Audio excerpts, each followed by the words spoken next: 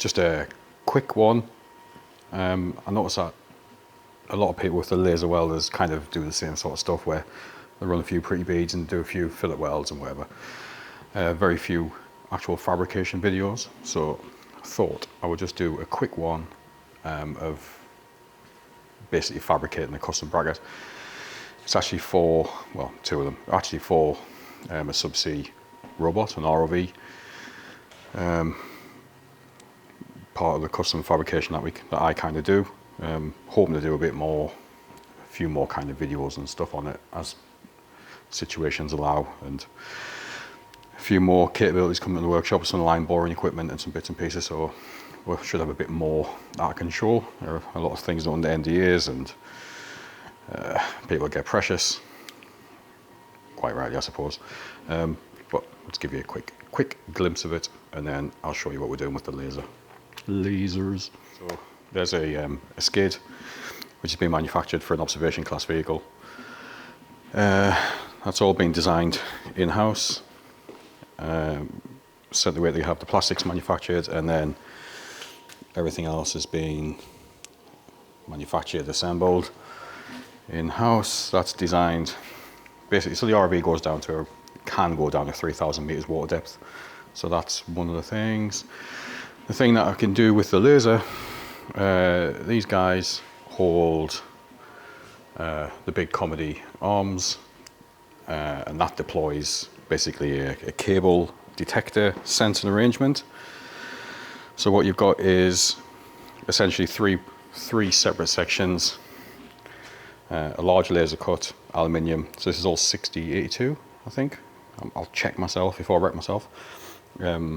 Laser cut and designed to interface with said skid. So skid, brackets, arms, ROV, swim, sploosh, fine cables. So basically what we've got is a large top section for the arms to fit in, a very large brace which runs the entire length of the vehicle, and then underneath, I'm not sure how well you can see, is a spacer to sit between the skid and the ROV as well. Back of the plate's counterboard, we've got some stainless steel riv nuts and things inside.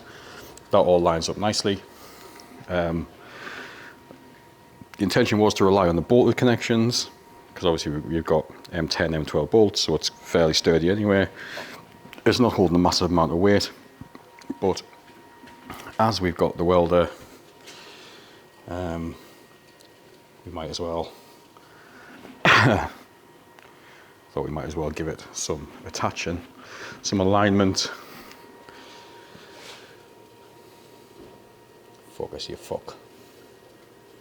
Yeah, so some alignment welds essentially, we're just kind of holding the alignment. One part of the problem with things that go offshore and away is that sometimes they don't get, all the time, they don't get particularly well looked after. So this is perfect. It's a perfect application for the laser because you can zap it together quite quickly, and it works like a charm. So aluminium, 5083 wire in the wire feeder. I'll share my settings when I get it set up, and there would obviously some areas that have been prepped, so just a stainless steel brush purely for that prep, and pre-scotch beforehand, scotch, isopropyl or acetone, brush, and then shoot some frickin' lasers. So yeah, that's an overview, and that's kind of what we're doing. Nothing too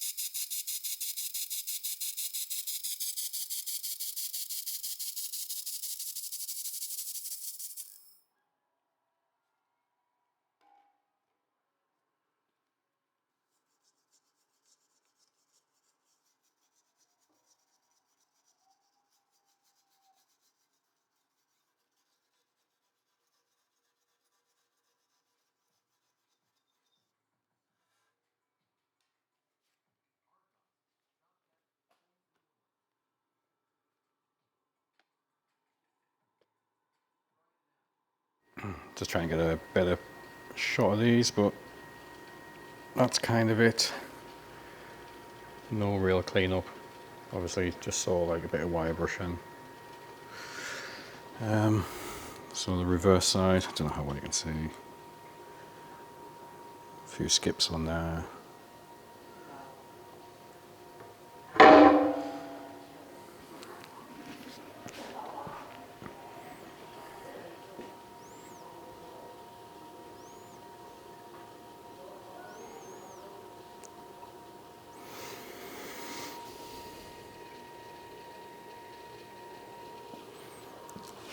So it takes a few minutes, front and back. So this is the reverse side. Just a few moments. If you were doing that with TIG or, you know, MIG or whatever, you'd be there for ages. Not so much MIG, aluminium MIG, you'd fly through it as well. But nice little bead, won't affect the interface, keeps everything aligned. Can't mess it up offshore. Well, can't mess it up offshore. Yeah, perfect use case for fiber laser. That's a 1500 watt, I don't know if I said before, 1500 watt laser system, and that'll do cutting and cleaning as well, obviously. Make sure you've got your spangly glasses on, because a welding helmet doesn't do it for the beams. So I'm going to get on and get that one done. Catch you later. And this is those guys all stitched together. Yeah, not much to really say about it, is there? All quickly welded up. It's probably only 20 minutes of actual welding to do with all of these. Obviously I need to give them a little bit of a scotch over just to get them cleaned up a little bit. But there we go. They'll next be seen deep below the sea. Catch you later.